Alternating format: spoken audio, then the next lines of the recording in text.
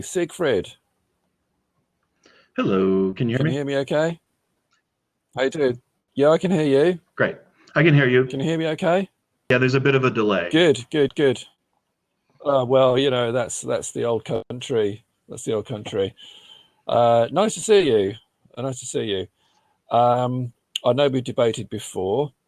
Um, I'm actually quite pleased that it's you discussing this with me because um, you are an intelligent person, and I feel that we can talk about this on a level that it merits, really. And I think it should be probably more of a discussion than a debate, really. Okay. Um, but, as the title says, there is no such thing as a serious Holocaust denier. I've put the word serious in brackets because I just want to say that, yes, of course, there are nutcases out there who ridiculous, unthinking things. But I really want to focus on the scholars who have examined this as a subject and who say things which fall outside of the accepted narrative. And that's really what I want to discuss. I get very upset written about the subject are vilified, their careers destroyed, and on one or two occasions have actually been thrown in jail for simply disagreeing with the acceptive narrative of this subject. So I think I'm gonna throw it over to you, Sigrid. So what have you?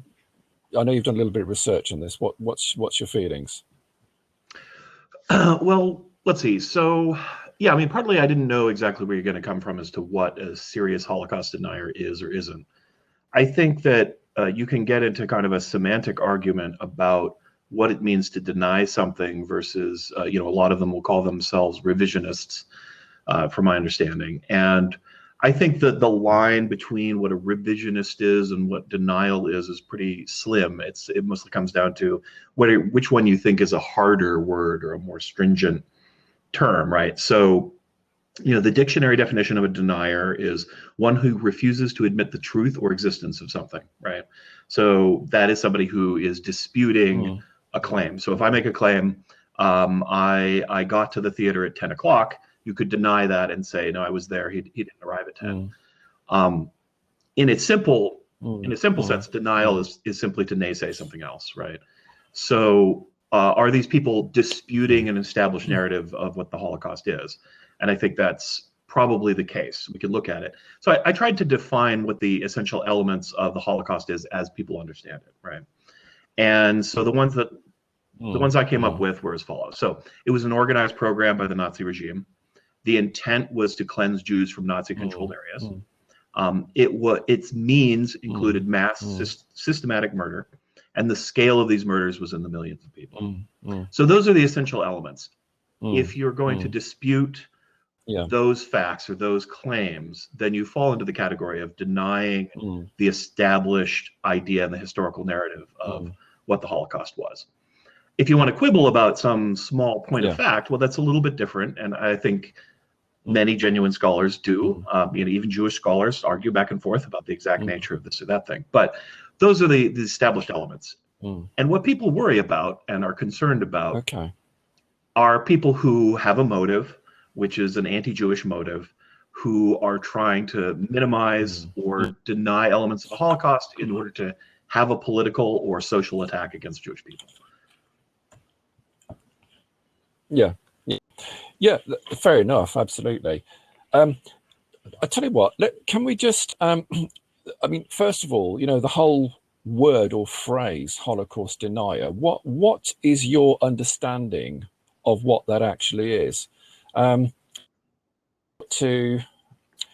just kind of like qualify this slightly, because what always gets my goat is the idea that so many people, newspaper headlines and shout out, oh, this man is a Holocaust denier. And so many people believe that that just means that the person who is labeled as such believes that just it happened.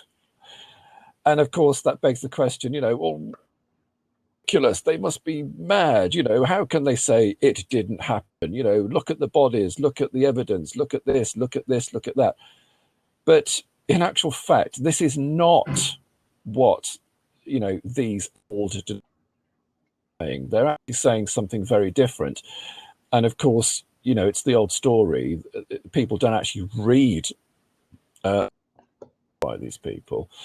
They simply just go along with the newspaper headlines and go, oh, well, yes, he's a denier. But, they actually sort of say, well, what are they actually saying?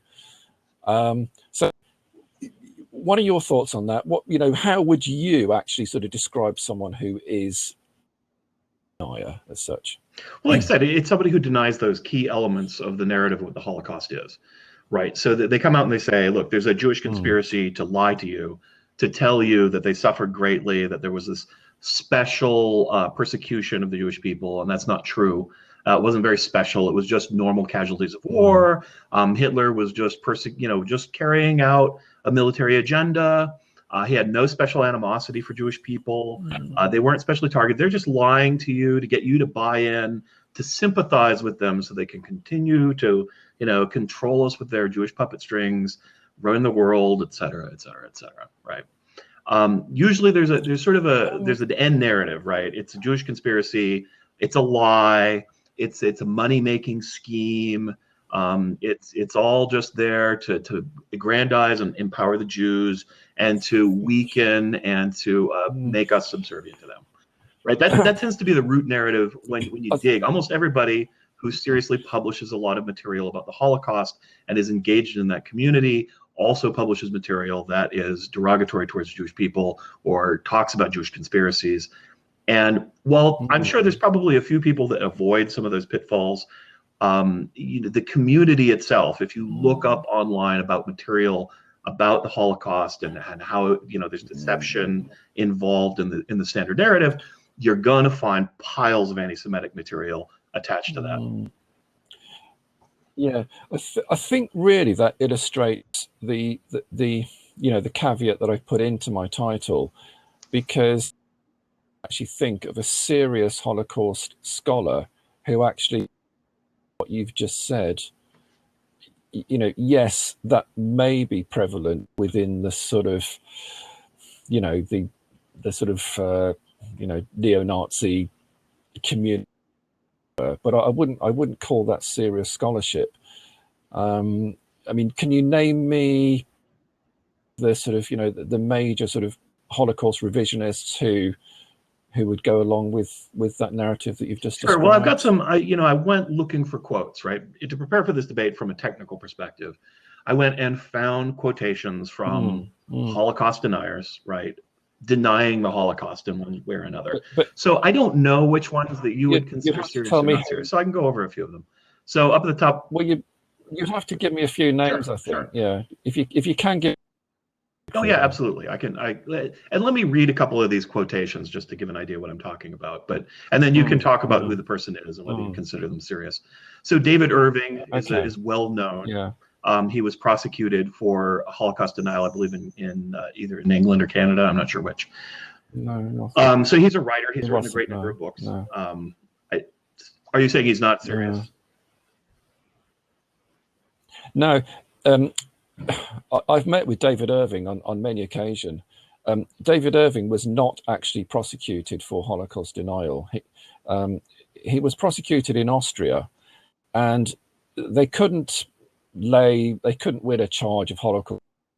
They charged him with a ancient law which was contrived to prevent of the Nazi party.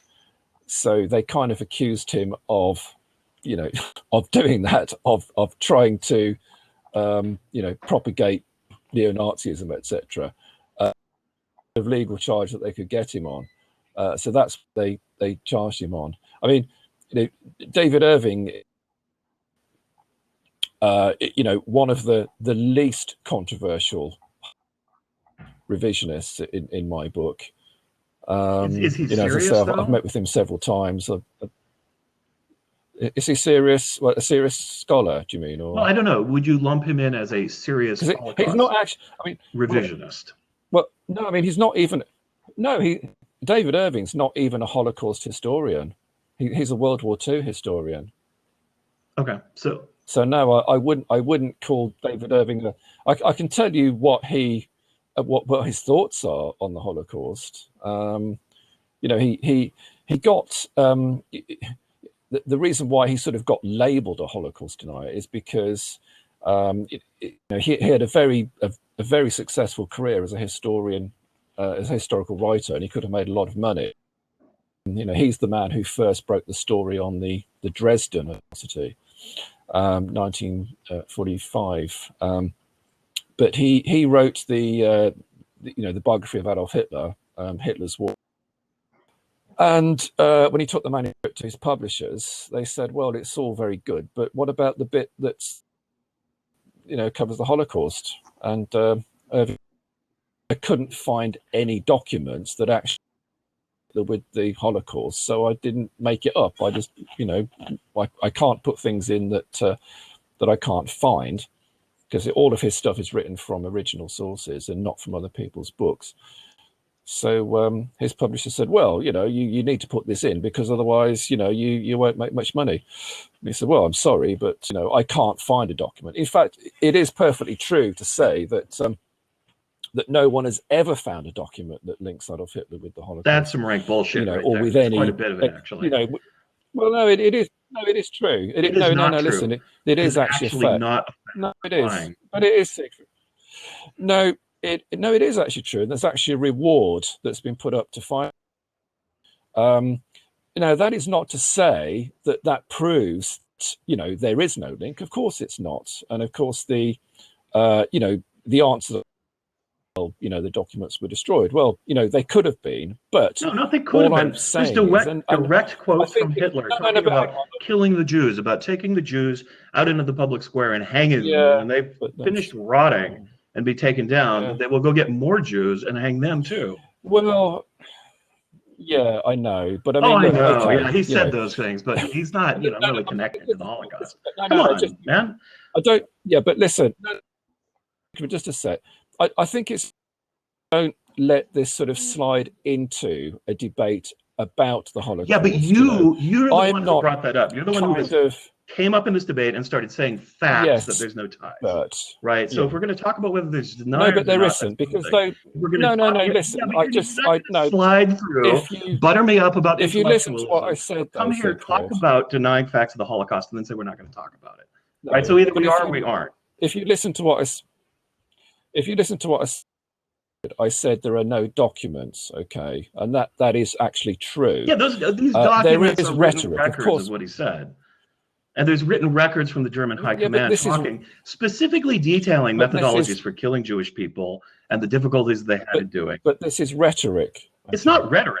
But this is, yes, of course it's rhetoric. No, it is. It is rhetoric. And I mean, all I can say in answer to that is if you can point me to some, you know, documentation, I'll happily look at it.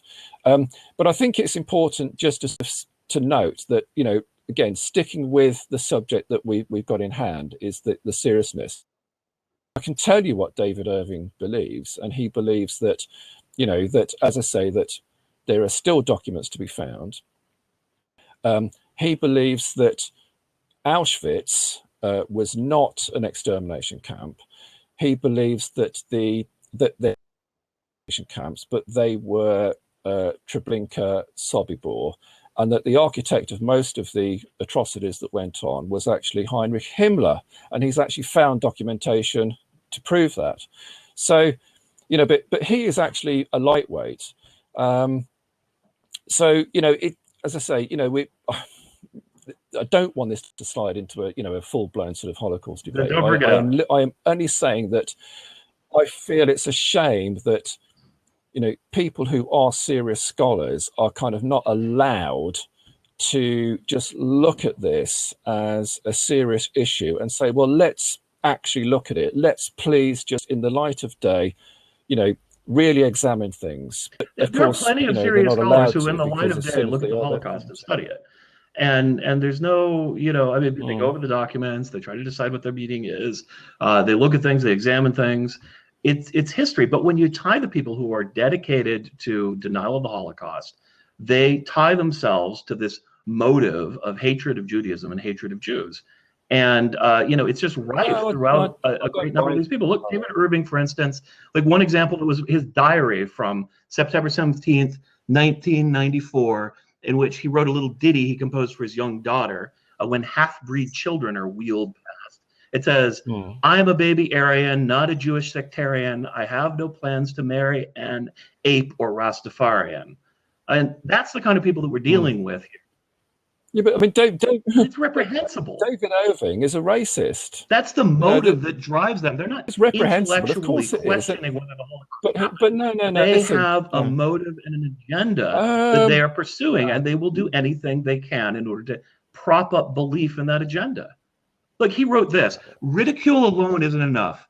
You've got to be tasteless about it. You've got to say things like, more women died in the backseat of Edward Kennedy's car at Chappaquiddick than in the gas chambers at Auschwitz. Now, you might think that's tasteless. What about this? I'm forming an association especially dedicated to all these liars, the ones who try to kid people that they were in the concentration camps. It's called Auschwitz Survivors, Survivors of the Holocaust and Other Liars, or Assholes.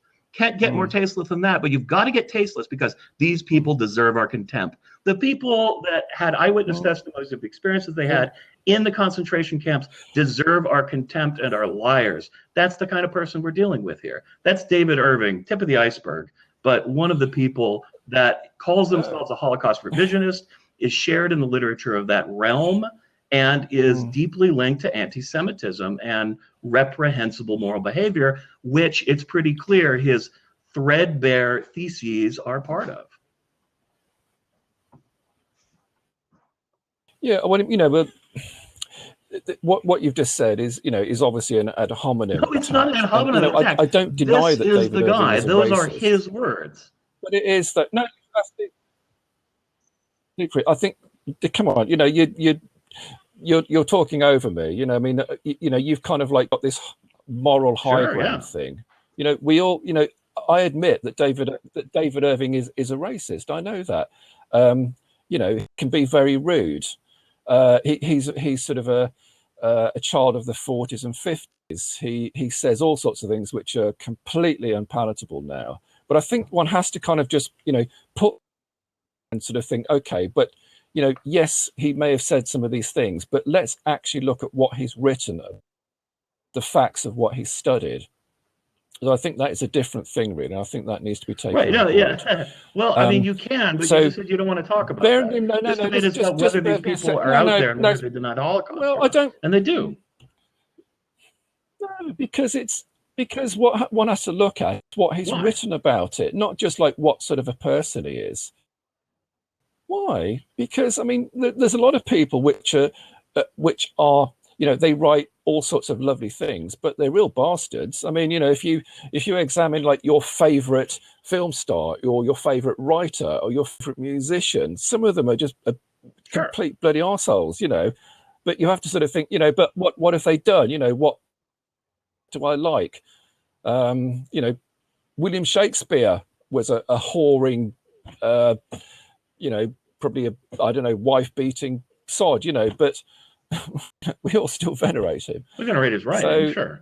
Look, I think, so one has to, but it's actually written. No, but I think it's wrong just to get bogged down in whether there are serious Holocaust deniers. You're saying we should look at his writing, which would mean you think his writing is serious, right? Which would make him serious. That would categorize. He denies the Holocaust. He calls the people who talk about the Holocaust liars. So he is a serious Holocaust denier, is he not? No, he doesn't.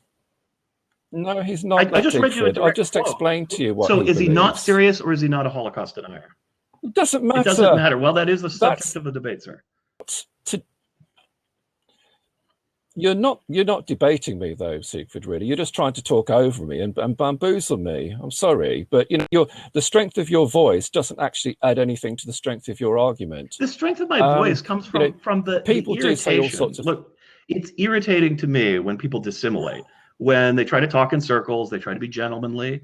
They try to say, well, look, if we just, if we're just gonna to look at the soft roses over here, and you're using emotional manipulation as well. You're making an appeal to intellectualism. You're making an appeal to calmness, right? Which is fine and dandy, but I find it to be, in the service of a reprehensible bunch of bastards, basically. And so I'm not gonna just accept it. But you're not moving the debate on if you're going to take that attitude. Because you could just try and bamboozle me all night and just bring up these quotes and say, yes, David Irving is, but you are, it's the horse's mouth. But it's not to do with, but it's not to do with what he writes and what he believes. Sure, this is just rhetoric. You could say this about so many people. You've got to, I could say, David Irving's books have you actually read? None. For instance. None of them. Okay. But you yet seem to know exactly what he thinks. So okay, well, let's just leave that to one side.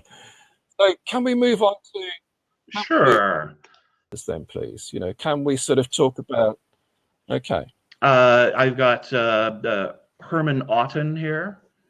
He's a Lutheran minister in Missouri who's written on the subject a number of times. Says there's no dispute over the fact that large numbers of Jews were deported to concentration camps and ghettos, or that many Jews died or were killed during World War II. Revisionist scholars have presented evidence which exterminationists have not been able to refute, showing that there was no German program to exterminate Europe's Jews, and that the estimate of 6 million Jewish wartime dead is an irresponsible exaggeration. The Holocaust, the alleged extermination of some 6 million Jews, most of them by guessing, is a hoax and should be recognized as such by Christians and all informed, honest, and truthful men everywhere.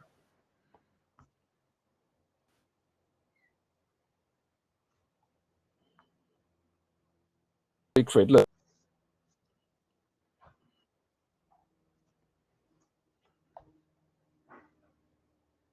Serious people.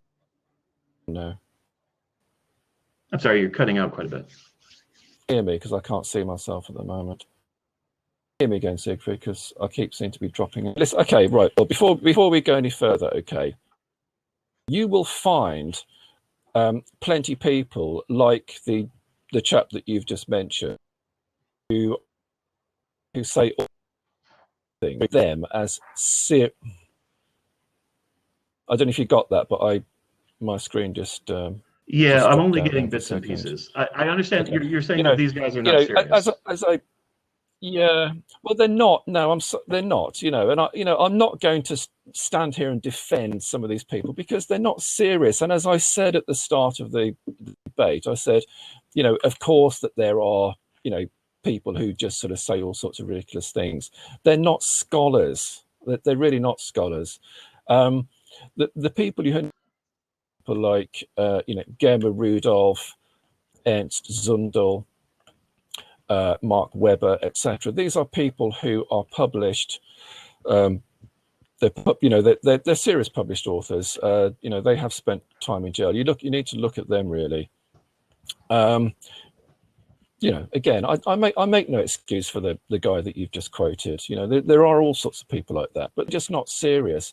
And this is what annoys me. It kind of, because they are not doing anybody a service. They are just dragging the whole thing down. What whole thing are they dragging down? Exactly. About 10.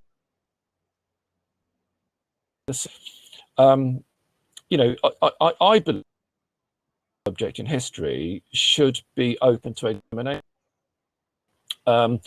Now, you mentioned about 10 minutes ago that you said there are people who do this and and you kind of implied that they were the sort of respectable people, but in actual fact, even Raoul Hilberg, who is who wrote the Bible on the European Jews, the 3-volume work. Towards the end of his life, even he revised his numbers significantly down from 6 million down to 5 million, and he was absolutely vilified by mainstream, publishing industry, whatever, for it. Now, he is the father of the Holocaust narrative. So, although you say that people, do examine it, actually, they don't really, because that if they examine things too closely, that they will be pushed out of the whole publishing industry, etc. They won't get published again, and that really is a shame. So to me, it's a case of saying, well, let's look at all these things. Why can't we look at all these things? Why did David Irving spend? He was sentenced to 4 years in jail. Ernst Zundel, I think, spent 8 years in jail. In fact, he was actually kidnapped under the Patriot Act in your country, taken at dawn, whisked over the border to Canada, and then flown over to Germany. The poor guy, he was in his 70s and he was checked into prison. Ernst Zundel, he wrote a book called Die, which again, it's a scholarly work. And I really, this is the shame of it. It's, I'm not saying that, I want to give a platform of free reign to all the, the kind of people that you mentioned before, just to spout off their anti. But I do think that people like Ernst Zundel, Gemma Rudolph, why can't they publish things openly and say, this does not add up. The mathematics of this particular claim doesn't add up, or the science of some sort of research doesn't add up. Why is it got to be quashed all the time? This is the nub of the whole question to me. I mean, there's lots of books that have been published. David Irving has published quite a lot of books. I'm sure many of these other authors, as you know, they're scholars, but not on the Holocaust. So it's not like they're unable to publish, but not on the Holocaust. Words out. If their views are unpopular, sometimes you have to face the fact that your views are unpopular, and you have to deal with that. And in some cases, there's laws against specific, claims that you can make in some countries about Holocaust denial. And the reason is because there's a lot of apologists for Hitler, there's a lot of apologists for white supremacy, there's a lot of apologists for anti-Semitism, and they're out there and they're very active. And those people who perhaps their intent isn't to feed into that, but they generally do, and they make bedfellows with these people, and they get publishing deals with them, and they appear on talk radio together, and they go on book tours together, and there's this kind of a camaraderie, and you can always trace it back to a bunch of anti-Semitic nonsense and propaganda, and they're happy to accept that because those are the people buying their books a lot of the time. And the sad fact is you end up in bed with people that you don't want to be, but there you go, and you're continuing part of that narrative and feeding into it. And so I'm not saying that they shouldn't be able to. I just think that's and that people who are serious should be able to examine, but as a point of fact, if you're going to deny one of the kind of core understandings of the historical document of the Holocaust, which is very well documented, there's a lot of historical stuff you can read, all kinds of websites where you can go learn all about it, is that it was an organized program by the Nazi regime, that the intent was to cleanse Jews from Nazi-controlled areas, that it included massive systematic murder, and that the scale was in the millions. Whether it's 6 million or 5 million, that's not denial. That's trying to balance the books. That's still the Holocaust. No. Now, some people may react to anybody critically with a certain amount of animosity, but that's because there are so many people out there.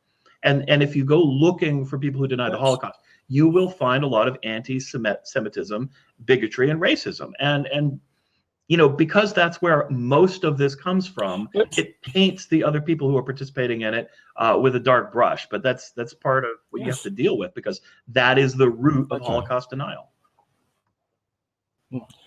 Well, actually, Siegfried, I mean, first of all, just to sort of go back over a couple of things. I mean, you mentioned David Irving. I mean, he's actually not a book about the Holocaust. He's not a Holocaust historian. Okay. That's David Irving. David Irving. He hasn't written. Oh, what are you talking about? He hasn't man? written any books. He's got all kinds of books about that. Yes, no, he has not. Hitler's War Winston Churchill, Volume 1 and 2. Rudolf Hess, he's done one on Goebbels. He's done one about Dresden. He's done one about the bombing of the dams. He's done one about the generals. He's done a program. He's now working on one about Hitler. Himmler, beg your pardon. A book about the Holocaust. He has lectured on it to a tiny degree. I mean, I've been to 7 of his lectures, and not one of those has been about the Holocaust. He doesn't talk about it very much at all. But anyway, notwithstanding that, I think it really, what you said in your last bit, it kind of illustrates things. You said about people who sort of say, oh, perhaps there was only 5 million or whatever. Actually, you're wrong, because a lot of people say the most mild things like this. They say, well, I think the figure was below 5 million. They are immediately labeled Holocaust deniers. Well, explain that. It's wrong. The people who say that are wrong. If all you're doing is you're saying, well, maybe it wasn't 6 million, maybe it was 5 million, maybe it was 4 million. You're not a Holocaust denier, right? But those people, I'm sure there are some people who call them Holocaust deniers. But the problem is, lots of people, right? But there are people out there. That's the whole. People saying outrageous things. Where parts of those. That is the point, and they can't just separate themselves from it. I mean, you can't just say, "Well, right, those guys are secret." I've already explained that to people are but this is just like the true Scotsman fallacy, right? Well, if people don't line up, hang on, please. And so you end up just sort of. Are we going to have some dialogue? Are you just going to talk over me? Because you did have a good old say there, I think. As I say, it illustrates what I was saying about, it's okay for people to sort of question minor adjustments, etc. But actually, because these people who do question them are absolutely vilified. They're thrown in jail for it. So, let's say that you believe that, let's say, yes, I accept that all the camps were there. I accept that it was part of an extermination. I accept that 6 million people died, but I don't accept that it was by gassing. Straight away, you're accused of being a Holocaust denier. And, or if you say, yes, I accept that they were gassed, but I don't think it was 6 million. I'd say it was about 4.8 million, something like that. Oh, you're a Holocaust denier. So you say, I haven't actually seen these people. This is the great shame of it all. No, but this is the truth. This is the reality of what the people who are labeled Holocaust deniers, this is the sort of things that they're saying. But you're just talking about generalities. You're saying that these things are happening, but you don't have specific examples of them. Not specific examples. Well, I mean, who said that X person was a Holocaust denier who isn't denying the basic facts of the Holocaust? Who is this? And you gave me some names. I'm going to look them up later. I'm curious. We can have part 2. We can talk about Ansel, Sudnai, and Mark Webber and those guys. But Siegfried, you just said that David Irving was a Holocaust denier. David Irving is definitely when all he says I've got quotes from him where he denies the reality of the Holocaust. I mean, how more Holocaust denier do you need to be than to say that the witnesses at Auschwitz were lying? And I've talked to him about it. Well, because they were, right? Of course. That's still a denial. Look, even if even if they are 100% correct, if everything David Webber says is 100% true, he is still a Holocaust denier. Well, I just disagree. But the thing about the reason why he says that about Auschwitz, this is the Nuremberg trial. The Nuremberg trials were not actually a court of law because all the rules of a court of law were actually set aside. For instance, did you know that at Nuremberg were not allowed to be cross-examined? Neither did they have to provide any sort of corroborative evidence. So this is why people say that they're liars. They're liars because they could be cross-examined. Were lying. Well, that doesn't follow. Well, I'm not I'm not saying that they were liars, but David I'm Irving saying that is. Nuremberg was not a court of law. No, well, I disagree. You disagree that he's calling them liars. Siegfried, Would you like me to read the quote again?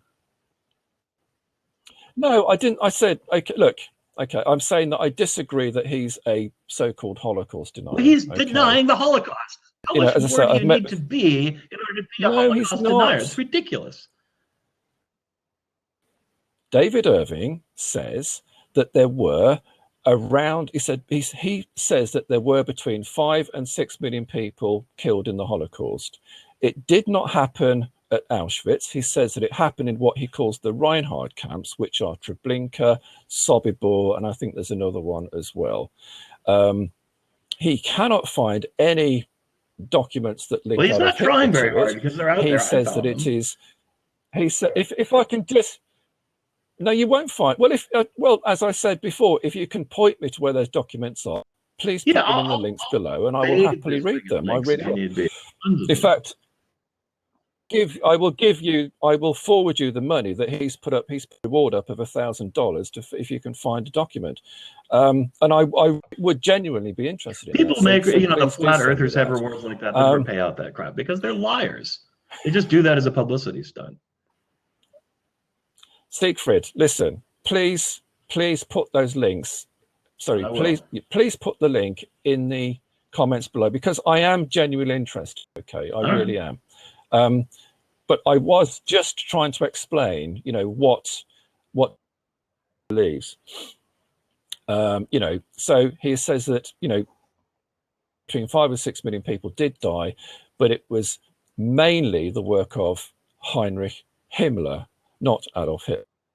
So if you think that makes him a Holocaust denier, well, that's up to you. No, I'm just going by his statements. In my book, I'm afraid that his actual statements that he has said, not what you say that he said in some book somewhere. I haven't read his books.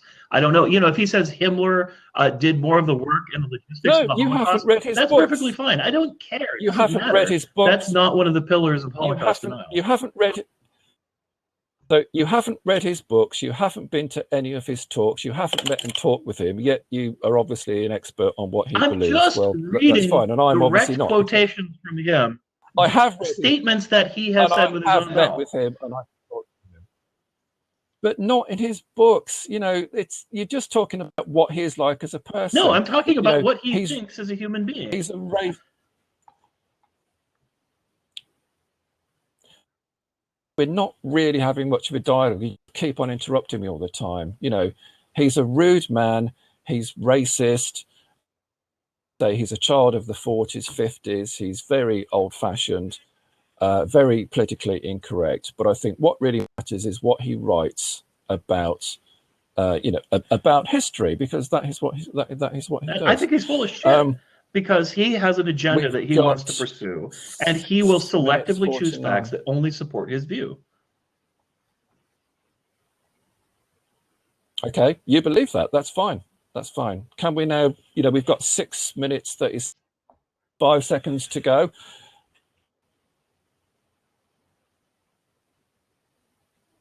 Okay, I think we're going to have to just sort of disagree that, you believe what you believe.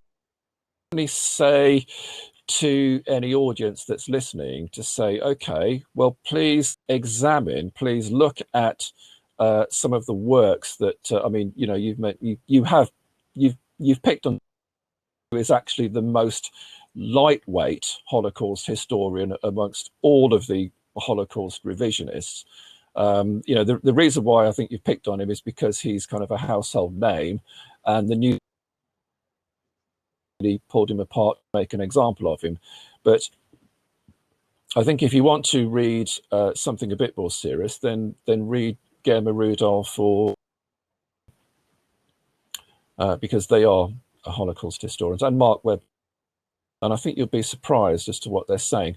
The main point that I really want to get across, though, is that it is this idea that as soon as the media labels somebody, let's say that a well-known historian, a very respected historian, let's say someone like Anthony Beaver, suddenly revises his position and says, oh, actually, I think only 4.9 million people did in the Holocaust.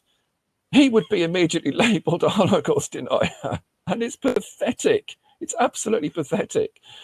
So this is the point I'm making. I'm just I really people, please just believe the really ridiculous.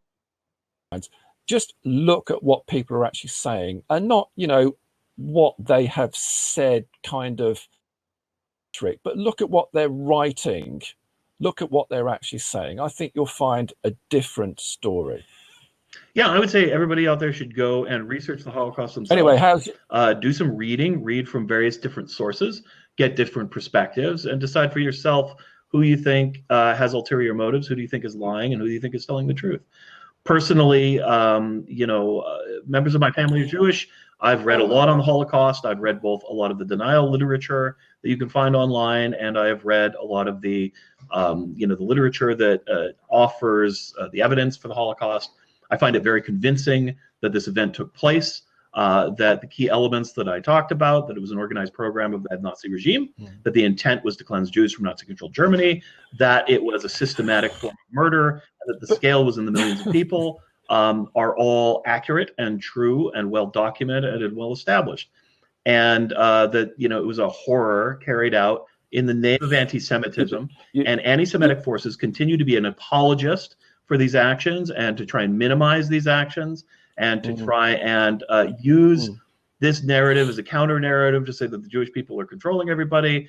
And you should absolutely fight against that kind of disinformation, bigotry, and racism wherever you can. And while there are serious people, and if serious people want to consider the historical evidence of the Holocaust in an open-minded and reasonable way and come to different conclusions, that's absolutely fine. However, when they associate themselves with anti-Semitic forces, and when their own words betray their own bigotry, you should be very wary of them, and be sure to look up the counter narratives to what they're claiming, because a lot of the time they're lying. Yeah, and I would actually almost 100% agree with you in what you've just said, and that really illustrates my point.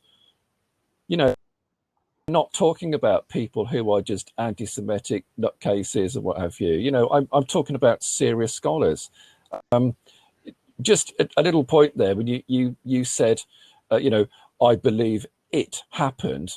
Well, all of the scholars believe that it happened. Nobody denies that, and this is what is the shame, is that, like I keep saying, it's the idea that as soon as somebody gets this label put on them, people just believe that people like David Irving just go around thinking, oh, no, all those camps are fake. Oh, it doesn't matter. No, that happens. This is just nonsense.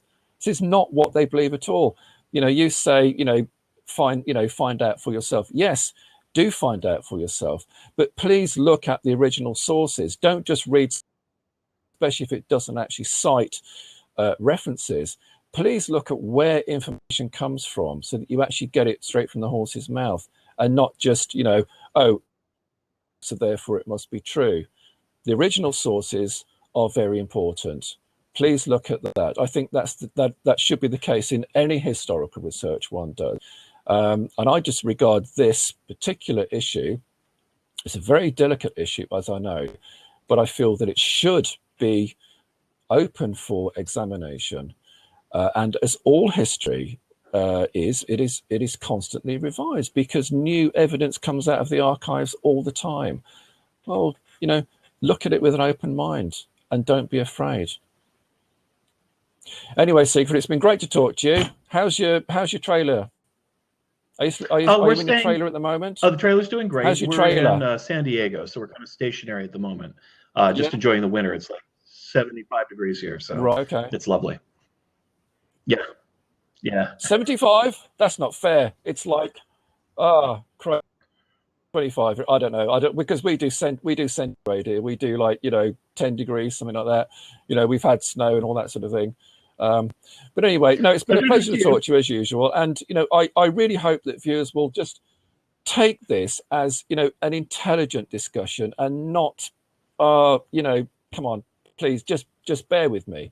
This is I just feel just please intelligent way. That's all. Hey, look, you take care, and